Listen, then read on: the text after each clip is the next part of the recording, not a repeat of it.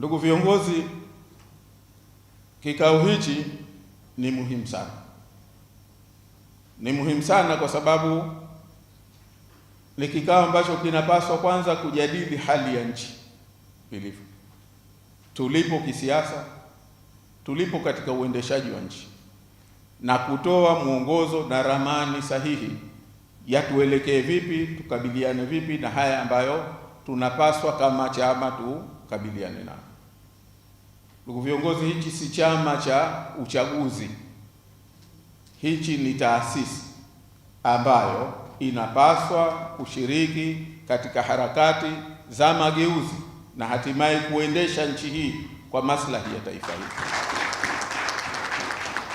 Kwa hiyo baada ya uchaguzi, sio kwamba kazi ya chama na viongozi wa chama imemalizika, kwamba sasa tunajipanga kwa uchaguzi mwingine unaokuja.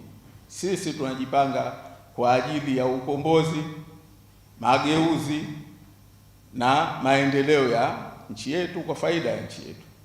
Uchaguzi ni sehemu moja kati ya hayo ambayo yanahitajika tuyafanye kama chama.